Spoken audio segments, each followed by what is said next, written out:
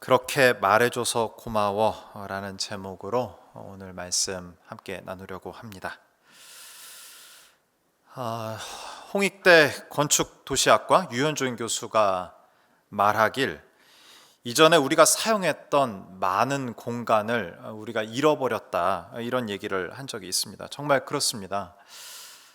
이전에 자유롭게 가던 곳에 이제 마음대로 갈 수 없습니다. 식당, 영화관, 카페, 교회도 마찬가지입니다. 지금 이 시간에 신년 무릎 기도회 아닙니까?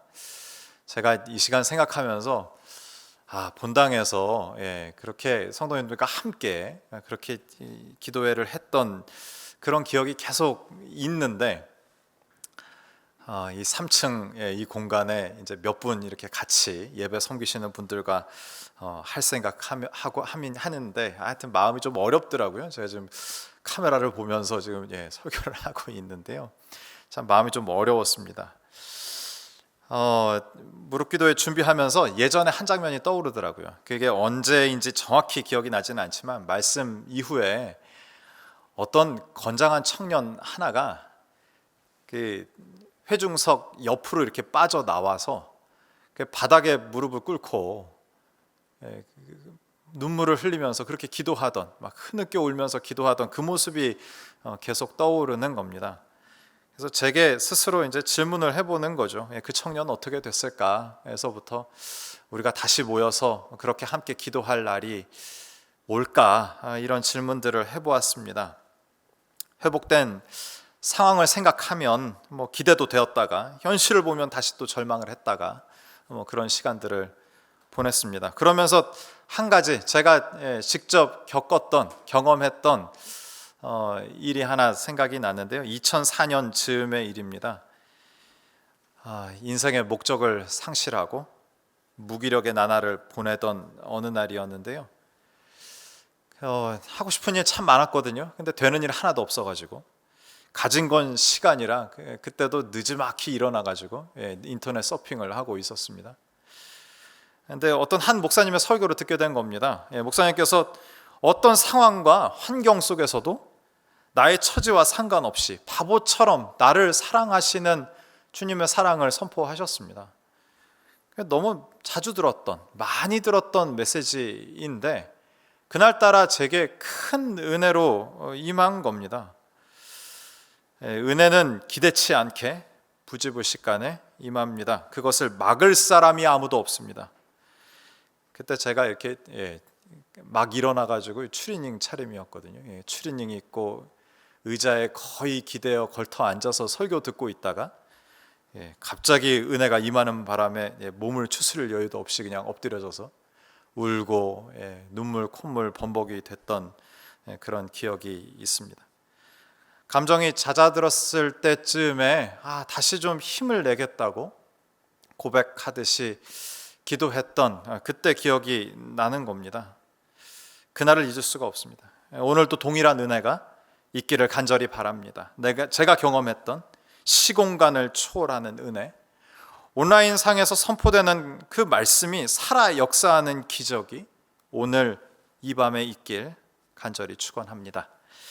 이번 신년 무릎기도의 주제 아십니까? 주제가 뭐죠? 내 발의 신을 벗어라입니다. 내가 지키려고 했던 그 무언가까지도 내려놓고 회복을 경험하자는 주제 아니겠습니까? 그래서 무엇을 내려놓아야 할까? 무엇을 회복해야 할까 생각하다가 말의 회복을 다루기로 했습니다. 앞서 언급한 유현준 교수는 코로나19로 집에서 보내는 시간이 이전보다요 155% 정도 늘어났다고 이야기합니다. 정말 그렇죠. 재택근무, 온라인 수업, 남편, 아내, 아이들 모두 집에 있습니다. 유현준 교수는 1.5배 정도의 공간이 더 필요한 상황이라고 말하지만, 어디서 그 공간을 마련할 수 있겠습니까? 그럴 여력이 되는 사람은 거의 없습니다. 그저 지금 공간에서 폭닥폭닥 모여 살 수밖에 없는 겁니다. 가족이 모여 살면 좋은 점도 있죠. 이전에 시간이 없어서 대화하지 못했던 그런 대화도 할 수 있고, 그렇지만 부딪히기도 합니다. 갈등이 커지고 관계가 틀어지기도 하죠. 그 과정의 원인이자 촉매제가 있는데 바로 말입니다. 그래서 그런가 말에 대한 책도 요새 많이 나왔습니다. 제목이 이래요. 왜 그렇게 말해주지 못했을까? 어떤 책인 것 같으세요? 후회와 반성을 다루면서 대화법에 대해 다루는 책입니다. 이런 제목도 있더라고요. 왜 말을 그렇게 해? 말투, 말 습관의 중요성을 알고 연습하게 하는 책입니다.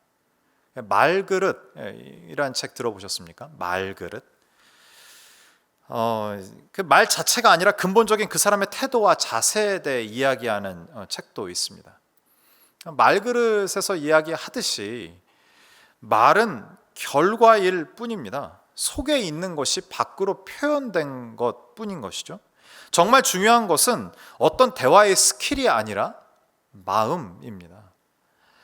마음만 온전하다면 우리는 말에 실수도 없고 상처도 주지 않고 받지 않아도 될지 모르겠습니다. 오늘 본문을 통해 한 가지 점검, 또 두 가지 적용을 해보았으면 좋겠는데요. 점검은 이겁니다. 우선 마음을 점검하라는 거죠. 적용은 하나님을 의식하여 말하라. 두 번째는요, 있는 그대로 솔직하게 말하라. 이 두 가지 적용 포인트로 오늘 본문을 좀 살피면 좋겠습니다. 말의 회복을 다루기 앞서 우리의 마음을 먼저 점검해야 할 것입니다. 오늘 본문을 통해 점검할 첫 번째 포인트는 우선 마음을 점검하라는 것이죠. 그렇습니다. 우리의 마음을 먼저 점검해야 하는데 성경은 우리 마음과 관련하여 비극적인 소식을 하나 전합니다. 그것은 바로 그 마음이 망가졌다는 것입니다. 예레미야 17장 9절 말씀인데요. 같이 읽으면 좋겠습니다. 같이 읽죠. 만물보다 거짓되고 심히 부패한 것은 마음이라 누가 능히 이를 알리요마는.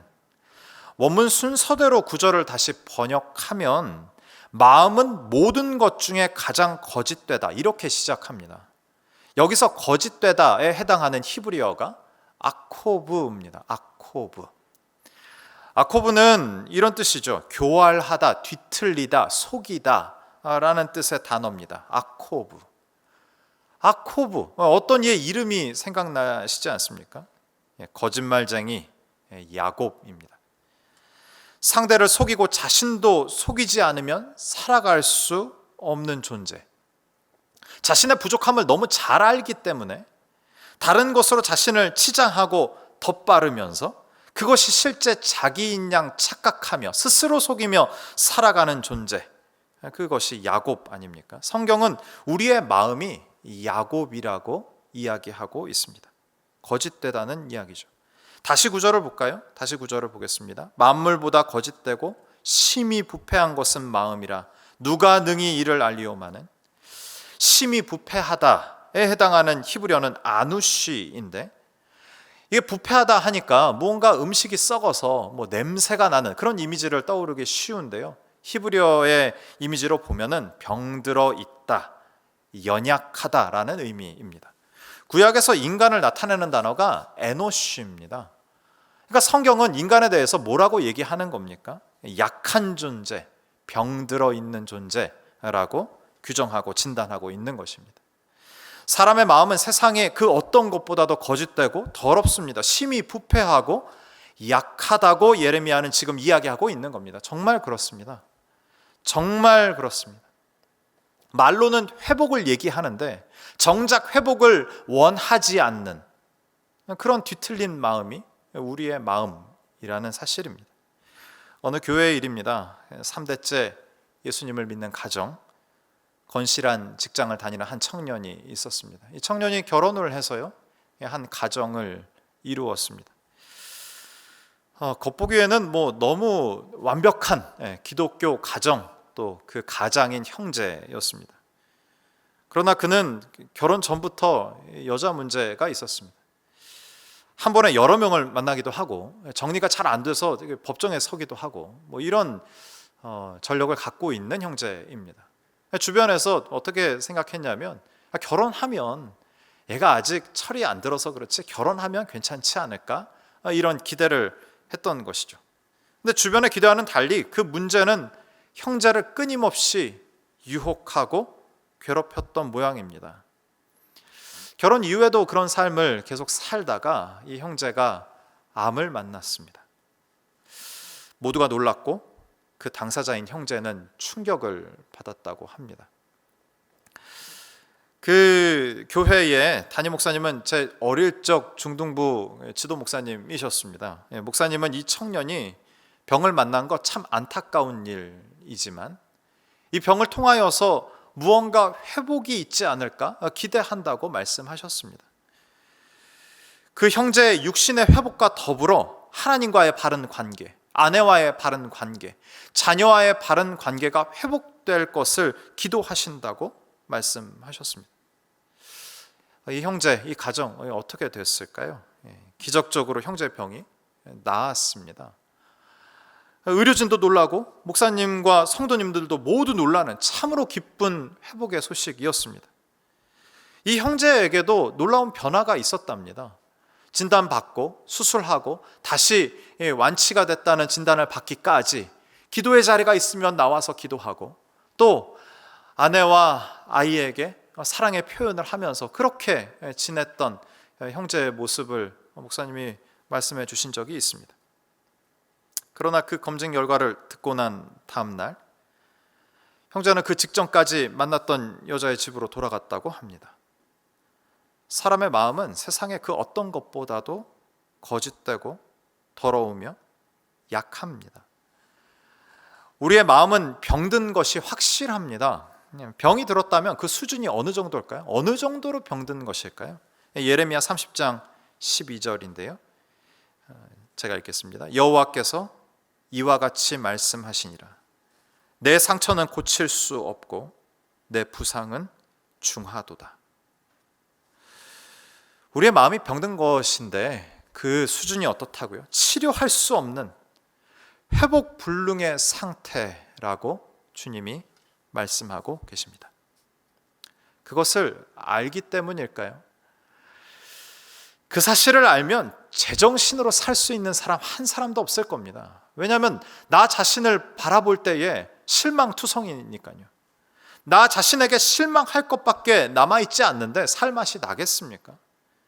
최초의 사람인 아담과 하와도 여실히 드러난 자신의 부족한 모습, 그것 때문에 힘들어했던 그런 기록을 우리가 보지 않았습니까? 그래서 눈에 보이지 않도록 나뭇잎 옷 해에다가 그 부끄러운 것을 감춘 것 아닙니까? 우리의 나뭇잎 옷은 무엇입니까?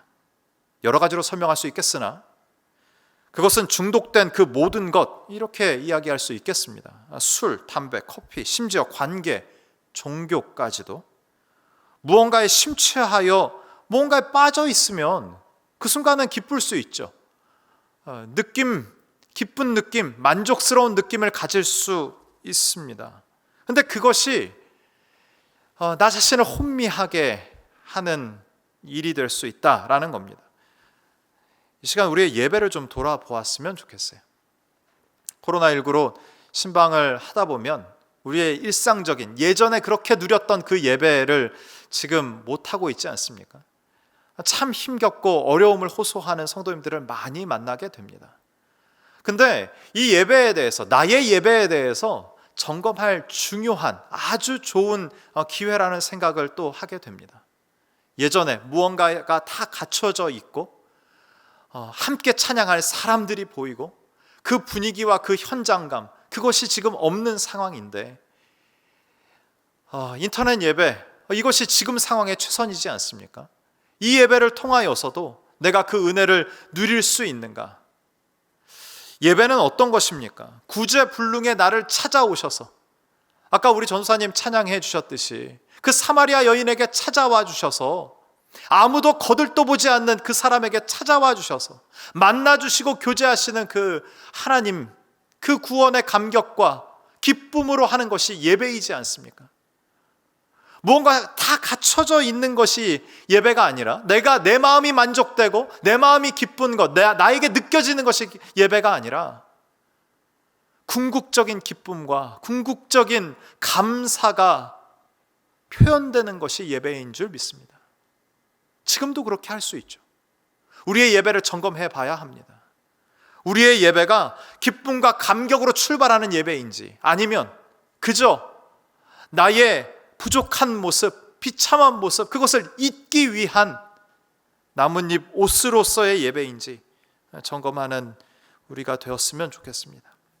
거짓되고 약한 우리의 마음을 보고 인정하며 이런 상황에 나를 찾아와 주시고 구원해 주신 감격과 감사가 드리는 모든 예배 가운데 가득하시기를 축복합니다. 주님의 영광과 은혜가 더욱 풍성한 예배 되시기를 간절히 축복합니다. 인간의 부패함을 알 사람이 없다고 9절은 마무리하고 있습니다. 9절을 다시 한번 보면 좋겠는데요. 9절 다시 보죠. 만물보다 거짓되고 심히 부패한 것은 마음이라 누가 능히 이를 알리오마는. 예레미야는 이제 자연스럽게 결론적으로 구원자가 나타나지 않으면 안 될 상황으로 몰아가고 있습니다. 우리의 마음은 심히 부패하고 거짓된 마음이라고 확인했습니다. 이제 구원자가 나타나지 않으면 안 되는데 하나님이 나타나셔야 되는 거죠. 이제 구원자가 나타나는 그 일로 말미암아 우리에게 위로와 소망이 주어질 거라는 기대감이 생기게 하고 있습니다. 그리고 나서 10절인데 10절이 이렇게 시작합니다. 나 여호와는 심장을 살피며 폐부를 시험하고 각각 그의 행위와 그의 행실대로 보응하나니. 주님께서 나타나셨습니다. 여호와는 어떤 분이시랍니까? 심장을 살피며 폐부를 시험하시는 분이라고 이야기하고 계십니다. 보이지 않는 내 장기, 그냥 말씀 그대로 읽으면 보이지 않는 나의 속에 있는 장기까지 보실 수 있는 분일 뿐더러 마음, 나의 마음이요, 그 마음의 의도와 진심을 아시는 분, 그분이 바로 주님이시다, 여호와 하나님이시다라고 예레미야는 기록하고 있는 겁니다. 주님은 나의 모든 행동과 말을 아시는 분이십니다. 여기서 첫 번째 적용 포인트를 좀 살피면 좋겠습니다. 하나님을 의식하여 말하라는 거죠. 하나님은 모든 것을 다 보시고 아시는 분이기 때문에 그분께 숨길 것이 없습니다. 가장 중요한 하나님께 숨길 필요가 없으니 다른 사람을 그렇게 많이 의식할 필요가 없는 것이죠. 또 누군가 깎아내릴 필요도 없는 겁니다. 그저 나 있는 모습 그대로, 하나님의 인정받은 모습 그대로, 하나님의 인도, 주님의 인도함을 받는 모습 그대로 나를 또 인정하고 또 상대도 그렇게 인정해주며 대화하면 되는데 우리가 이것이 잘 안 됩니다. 우리 교회에서 저의 첫 사역은 목회비서였습니다. 2010년에 가을쯤이었는데요. 추석 연휴 즈음이었습니다. 담임 목사님 부르셔서 그때 처음 담임 목사님 뵀고요. 그 재미있는 에피소드 있는데 제가 목사님은 알고 있었는데 분당우리 교회를 몰랐습니다. 분당우리 교회를 몰랐어요. 그래서 목사님 만나 뵈러 이제 교회를 찾아가는데 아무리 그 임해역에서 이렇게 찾아 올라가도 교회가 안 나오는 겁니다. 그래서 계속 올라갔더니 교회 하나 나오더라고요. 그래서 그 교회에 들어가 갖고 어떻게 오셨냐 이렇게 물어봐요. 그래갖고 제가 이찬수 목사님 만나러 왔다, 약속하고 왔다고 말씀드리니까 알고 봤더니 갈보리 교회였습니다. 그래서 다시 돌아 나와 가지고 안내를 잘 받고 이제 송림고등학교 목사님 목양실에 가서 배웠는데요. 목사님 그때 뵙고 2011년도에 부르셔서 그때부터 이제 목회비서 사역이 이제 시작이 됐습니다. 제 자리가 어디였냐면 목사님 목양실이 있었고 그 앞자리에 이제 제가 있었습니다. 이게 제 역할이 뭐 여러 가지였는데 그 중에 하나가 담임 목사님 이제 뵈러 오시는 분들 이제 맞이하고 이제 차 내드리고 뭐 하여튼 이런 역할이 이제 제 임무였거든요. 2011년 이제 말쯤에 이제 드림센터 우리가 구입하고 이곳으로 이제 옮겨오게 됐습니다. 그 이후로 지금의 이제 목양실 간사님 그때 오셔서 제가 그 이후로는 그 일을 하지는 않았습니다. 드림센터 처음 옮겨와 갖고 제 자리가 어디였냐면 목사님 목양실이 있고 그 앞에 이제 간사님 자리고, 지금은 신방실로 사용되는 그 좁은 공간이 하나 있거든요. 간사님 그 책상 바로 뒤편에. 그 한 다른 목사님과 이제 저와 이제 둘이서 이제 그 장소를 이제 사용하면서 그렇게 사역을 했습니다. 어느 날이었는데 목소리 딱 들으니까 누군지 알겠더라고요. 그래서 목사님 만나러 오신 어떤 손님이 계셨습니다. 뭐 이름 되면은 뭐 모두가 다 아실 만한 기독교 출판사 이제 대표셨거든요. 그분이 뭐 전에도 이제 목사님 찾아오신 적이 있어서 안면이 있었는데 인사를 드리러 갈까 뭐 그러다가 목사님 만나러 오신 분인데 뭐 이렇게 인사를 뭐 해야 될까, 또 하고 있던 일이 있어갖고 이제 그 일을 계속 하고 있었습니다. 간사님과 아주 유쾌하게 두 분이서 이제 이야기를 나누시더라고요. 대화를 나누시다가 이제 갑자기 이제 이런 말을 그 대표님이 하셨습니다. 예전에는 그 칙칙한 형제가 있었는데 자매님이 계시니까 분위기가 환하네요. 장난으로 던진 돌에 개구리는 맞아 죽습니다. 순간 함께 사역하던 목사님과 제가 이제 얼음이 됐어요. 이거 뭐 분위기가 뭐 어떻게 할 수가 없어요. 그 얼음이 됐어요. 그러니까 저희가 안에 있다는 거를 이제 알면 또 이분이 또 민망할까봐. 그분이 이제 목욕실로 들어가시고 나서야 막 제 가슴이 막 쿵쾅쿵쾅 막 뛰기 시작한 겁니다. 칙칙한 형제가 있었는데. 그 이후로도 이 사건이 저에게 큰 충격이자 또 타산지석이 됐습니다. 대화 상대를 의식하여 상대를 높이면서 우리는 얼마나 쉽게 다른 이들과 비교합니까? 다른 사람을 쉽게 비하하지 않습니까? 그러나 그럴 필요가 없는 거죠. 대화의 분위기를 더 좋게 하기 위해서 그런 시도를 하지 않아도 된다라는 겁니다. 왜요? 하나님께서 함께 하시니까요. 주님을 의식하여 이야기하려고 참 노력하게 됩니다. 그 이후로는 저는 다른 사람을 높이기 위해 다른 사람을 깎아내리지 않으려고 노력합니다. 주님께서는 모든 것을 아시고 내가 행하는 것, 말하는 것 다 보고 계시는 분이시기 때문입니다. 주님을 의식하여 말하는 연습을 해야 할 것입니다. 하나님을 의식하여 말하는 우리 모두가 되기를 소망합니다. 마지막 적용 포인트인데요. 있는 그대로 솔직하게 말하라 하는 겁니다. 있는 그대로 솔직하게 말하라. 오늘 함께 읽었던 예레미야 17장 14절 보면 예레미야는 너무 솔직하게 하나님께 자신의 필요와 또 그것을 위해 하나님이 꼭 계셔야 한다고 이야기하고 있습니다. 본문 14절입니다. 같이 읽을까요? 예레미야 17장 14절 같이 읽겠습니다. 여호와여 주는 나의 찬송이시오니 나를 고치소서. 그리하시면 내가 낫겠나이다. 나를 구원하소서. 그리하시면 내가 구원을 얻으리이다. 아멘. 무슨 말입니까? 하나님이 필요하다라는 얘기입니다. 하나님이 필요하다. 나는 병들었고 나는 무기력하고 나는 가망이 없으니 주님이 내게는 절실히 필요하다고 예레미야가 지금 고백하고 있습니다. 이런 고백을 해보신 분 계십니까? 주님께 이런 고백은 늘상 하는 일이고요. 우리가 어떤 사랑하는 사람이 있었는데 그 사람이 이제 떠나겠다는 겁니다. 그래서 우리가 매달리면서 그런 얘기 하잖아요. 나에겐 여전히 당신이 필요해. 이런 얘기 하지 않습니까? 그 사람은 매몰차게 떠나죠. 하여튼 이렇게 얘기하면서 그 마음이 어때요? 자존심 상하죠. 왜냐하면 나는 아무것도 할 수 없다라는 것을 고백하는 것이기 때문입니다. 그런데 예레미야가 지금 그 고백을 하고 있습니다. 이 고백은 본문 내용으로 하면은 그렇게 은혜와 사랑을 부어주시는 하나님을 멀리하고 있는 이스라엘을 향하여 마음 터지는 심정으로 한탄하며 기도하는 예레미야의 기도입니다. 그런데 이 기도를 들으시는 주님의 심정은 어땠을까? 우리가 이렇게 방향을 좀 바꾸어서 생각해 봤으면 좋겠습니다. 이 고백이 주님께 어떻게 들렸을까? 주님의 마음이 너무도 시원하시지 않았을까 생각해 보게 됩니다. 너무도 벅찬 감동에 참 행복하시지 않았을까? 그런 생각을 하게 되는 거죠. 예레미야가 여호와 하나님을 필요로 했듯이 주님께서 예레미야를 필요로 하셨기 때문입니다.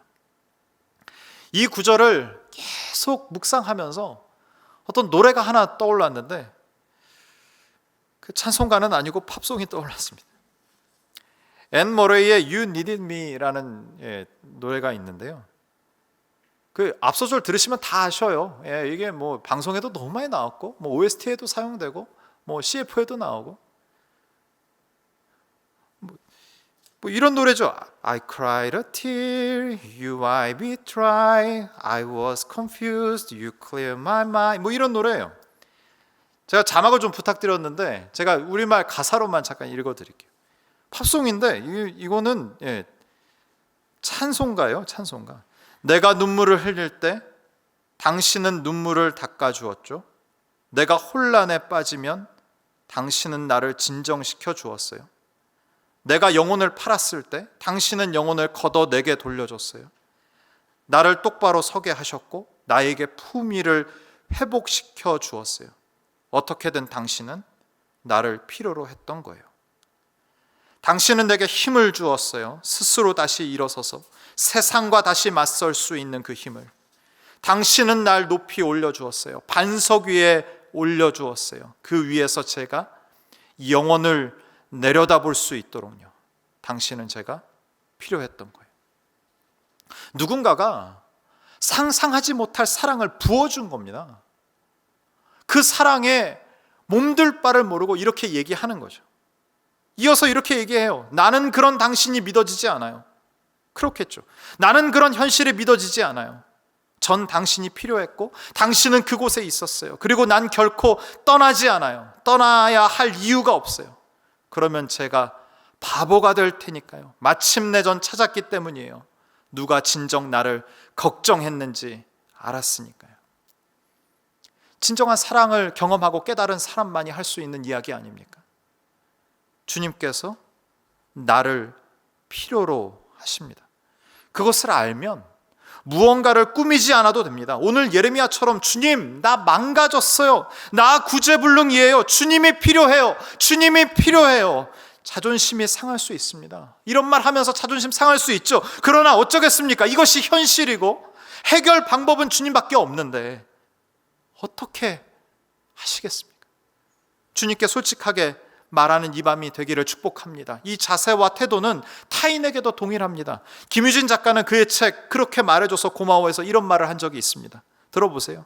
우리는 남들 앞에서 꼭 유용한 말을 내놓아야 한다는 압박감을 갖고 있다. 멋지고 그럴듯한 말을 해야 인정받을 수 있다는 불안감, 남들보다 앞서고 싶은 경쟁심과 조금 더 나를 내세우고 싶은 욕망에도 시달리고 있다. 그런데 그런 것들 때문에 마음에 상처를 받는다. 한마디로 쓸데없는 말과 유용한 말 사이에 이중고를 겪고 있다. 이런 이중고를 겪느라 우리는 내 마음에, 내 감정에 솔직해질 여유가 없습니다. 또 그것을 표현하지도 못합니다.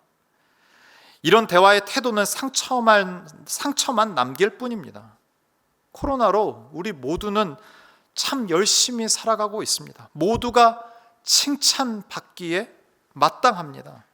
자칫 이런 상처가 생길 수 있습니다. 어떤 책 제목처럼 잘해주고 상처받지 말라고 했는데 상처받는 상황이 연출될 수 있습니다. 상담가인 로라 트라이스 박사는 이렇게 얘기합니다. 자신에게 필요한 칭찬에 정직해지라고 말하고 있습니다. 고기는 미디엄으로 구워주세요. 신발은 235mm 주세요. 이런 말은 잘 하면서, 쉽게 하면서 왜 나는 이런 식으로, 나를 이런 식으로 칭찬해 주세요, 이런 말을 왜 쉽게 못하냐고 물어보고 있습니다. 거절당할까 두렵고 자존심이 상한다고 느끼기 때문인 것이죠. 오늘 이렇게 하면 좋겠어요.